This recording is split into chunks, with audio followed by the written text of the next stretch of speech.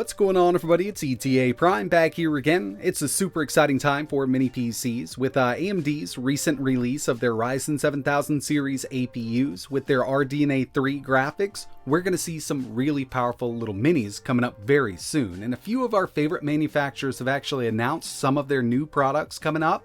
Like B-Link with their upcoming GTR 7 series. This actually looks pretty cool. They're offering it in a few different colors. It will be using 5600 megatransfers per second RAM, and for the highest end model, they will have the Ryzen 9 7940HS, and that's the APU we're actually going to be taking a look at in this video, just to get an idea of how these mini PCs are going to perform. And as long as they can keep that TDP up there to around 65 watts with that faster 5600 megahertz RAM, we should see some great performance. Another one of my favorites that actually just announced they have one coming up is Menace Forum.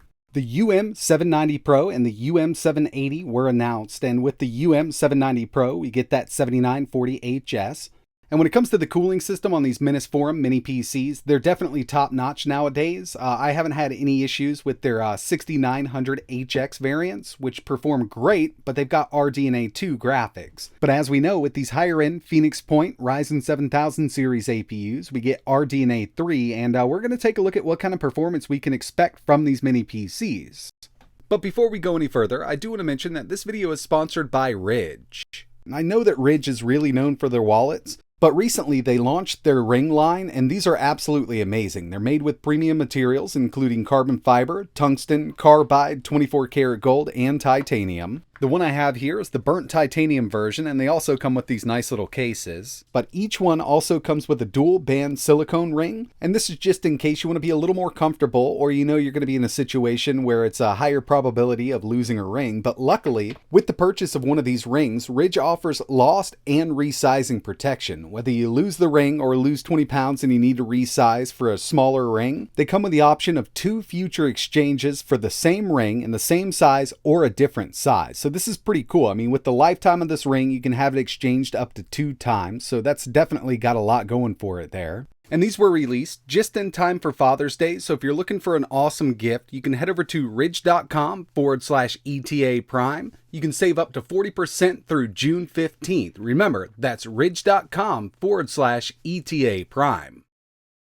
Before we jump into the testing, I wanted to give you a quick rundown on this new APU. It's known as the Ryzen 9 7940HS. We've got 8 cores, 16 threads based on Zen 4.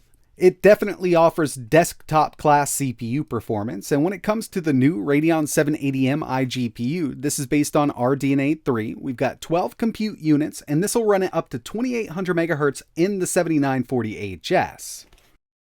With the setup we're going to be testing on, I'm running Windows 11 Pro, and I do have DDR5 running at 5600. We've got 32 gigs, and this is really going to make a difference. From 48 to 56 with these RDNA3 iGPUs, it can definitely up that GPU performance, but one of the main things here is that wattage, or the TDP. I want to show you exactly what I'm talking about here, and this is one of the big reasons like the HS variants aren't being used in handhelds.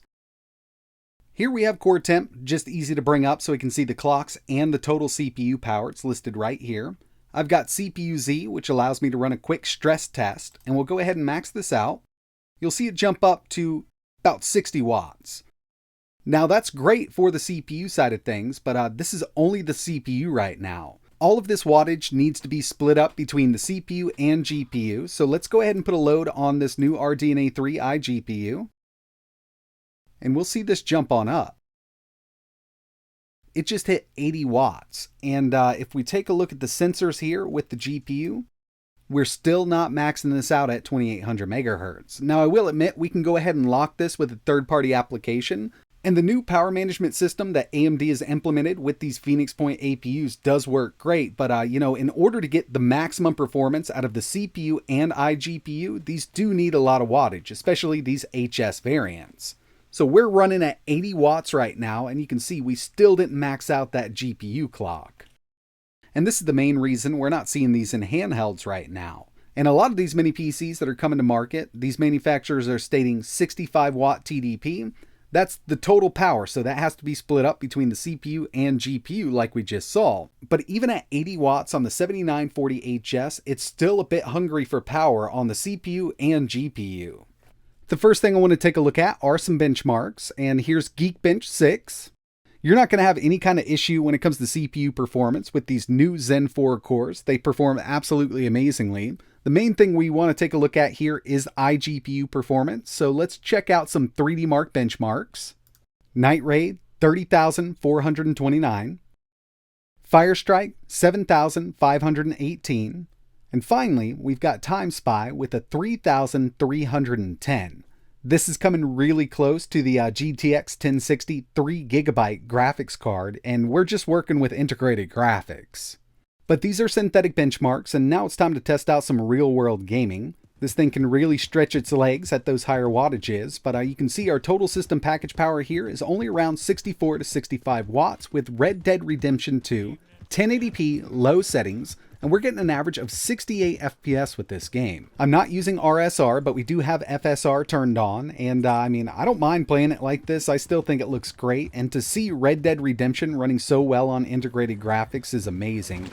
Of course, next generation is going to be even more powerful than RDNA3, but for now, we're going to see some really great performance out of these mini PCs. I went back a little bit. I wanted to test one of my favorite little rally games. We've got Dirt 3, and I know a ton of new ones have come out since then, but I still go back to this to play it. 1080p, ultra settings, we're getting an average of 123 FPS, and if you wanted to do this at 4K, you definitely can with a high-medium mix and get an average of around 72 FPS at 4K.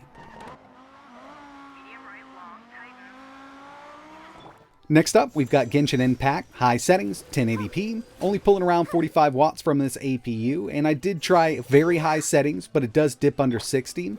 Either way, still looks great at high settings, and it's been a while since I've been able to play this on PC. I usually just boot this up on my phone. It looks so much better here.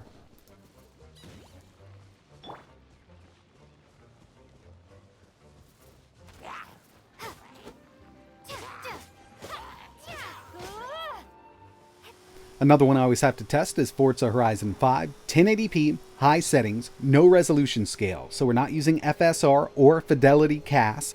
This runs at an average of 83 FPS, 1080p high on an iGPU, and I will admit it's a very well optimized game, works great on these iGPUs, but seeing it run at such a high frame rate is really awesome for integrated graphics.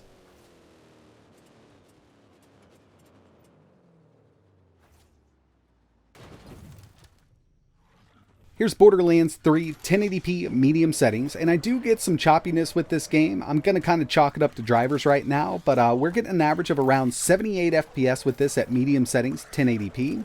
But you can see that our CPU package power is over 65 watts, so turning VSync on with this is probably going to be the way to go.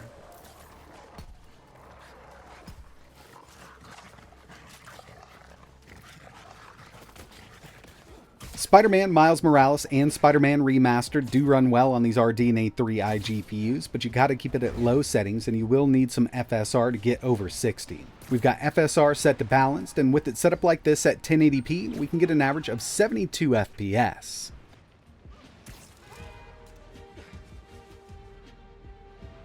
But the one game I've been most impressed with on these systems is Cyberpunk 2077. I think CD Projekt Red has done a great job with optimizations. And we've still got a little more that we can get out of each one of these games. I tested at 1080p with no RSR. We can enable RSR, Radeon Super Resolution. That way, the game only needs to be rendered at 720p and then it's upscaled to 1080. It still looks great, and here we have The Last of Us Part 1 with RSR enabled. And we can get an average of 78 FPS. This is the newest game on the list, and if you've ever tried to run this even on a lower end dedicated GPU, you know how hard it can be on your system. But in my opinion, it's fully playable on the Ryzen 9 7940HS. Got it. Great, bring it over.